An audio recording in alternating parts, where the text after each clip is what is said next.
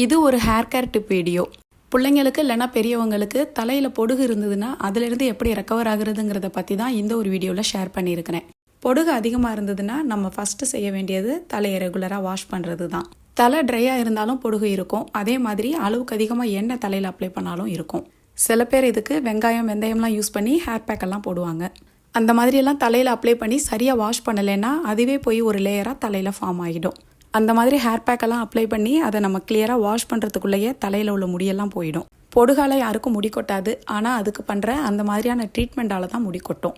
அதெல்லாம் எதுவுமே தேவையில்லை. நார்மலாக ஷாம்பு போட்டு வாஷ் பண்ணாலே போதும். டெய்லி தலை குளிக்கிறவங்களுக்கு பொடுகு அந்தளவுக்கு இருக்காது.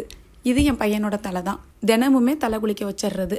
சில சமயம் ஒரு நாளைக்கு 2 தடவை கூட தலையை வாஷ் பண்ணுவான். பையன்களுக்கு ஒன்றும் பிரச்சனை இல்லை. முடி எப்படியும் ஷார்ட்டாக தான் இருக்கும். தினமுமே வாஷ் பண்ணிடலாம். பொண்ணுங்களுக்கு வாரத்துக்கு 3லேருந்து 4 நாளாவது தலையை வாஷ் பண்ணி விடணும். தலையில் தினமும் எண்ணெய் வைக்க தேவையில்லை. ஏன்னா நேச்சுரலாகவே நம்ம தலையில் சில எண்ணெய் சுரப்பிகள்லாம் ப்ரொடியூஸ் ஆகும். அப்படி ரொம்ப ட்ரையாக இருந்ததுன்னா தலையில் வைக்காமல் முடியில் மட்டும் லைட்டாக அப்ளை பண்ணிக்கலாம். இல்லைனா தலை குளிக்கிறதுக்கு 1 மணி நேரம் முன்னாடி எண்ணெயை அப்ளை பண்ணிவிட்டு அதுக்கப்புறம் நல்லா கம்ப்ளீட்டாக வாஷ் பண்ணிடணும். தலையில் எண்ணெய் இருந்ததுன்னா பொடுகு போகாது. பொடுகை நம்மளால் கம்ப்ளீட்டாக க்யூர் பண்ண முடியாது. ஆனால் கண்ட்ரோலாக வச்சுக்க முடியும். பிள்ளைங்களாக இருந்தாலும் பெரியவங்களாக இருந்தாலும் பொடுகு அதிகமாக இருந்தால் மெடிக்கேட்டட் ஆன்டி டேண்ட்ரஃப் ஷாம்பு வாங்கி யூஸ் பண்ணுறது நல்லது. எப்போவுமே தலையில் டைரெக்டாக ஷாம்பு வைக்கக்கூடாது. தலையை நனைச்சிட்டு அதுக்கப்புறமா தான் அப்ளை பண்ணணும்.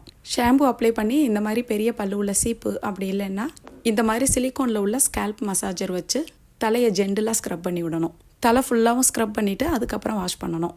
இந்த மாதிரி 5லேருந்து 10 வாஷ் வரைக்கும் கண்டினியூஸாக பண்ணணுன்னா எவ்வளோ ஹெவியான ஒரு பொடுகாக இருந்தாலும் போயிடும். அது நம்ம தொடர்ந்து தலையை கேர் பண்ணிக்கிறத பொறுத்து தான் இருக்குது.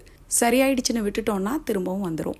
தலையில் வேர்வை அதிகமாக இருந்ததுன்னா அப்பப்போ வாஷ் பண்ணிடணும். முக்கியமாக தண்ணி நிறையா குடிக்கணும். நான் எப்படியும் வாரத்துக்கு 3 இல்லைன்னா 4 தடவை தலையை வாஷ் பண்ணிவிடுவேன். எந்த ஒரு ஹேர் பேக்கும் யூஸ் பண்ணுறதில்ல. நார்மல் ஷாம்பு மட்டும்தான் போடுவேன். தலையில் எண்ணெயும் வைக்கிறதில்ல. எப்போவாவது முடியில் மட்டும் லைட்டாக அப்ளை பண்ணுவேன். எங்கள் வீட்டில் எல்லாருக்குமே பொடுகு அந்தளவுக்கு இருக்காது. எப்போவாவது ஒயிட் ஃப்ளேக்ஸ் மாதிரி லைட்டாக இருந்தால் கூட இந்த மாதிரி ரெகுலர் வாஷ் மூலமாக தான் அதை சரி பண்ணுறது.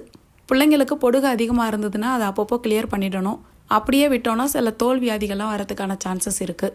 இது மாதிரி நான் ஃபாலோ பண்ணுற ஒரு சில ஹேர் கேர் டிப்ஸ் எல்லாம் அப்பப்போ ஷேர் பண்ணுறேன்.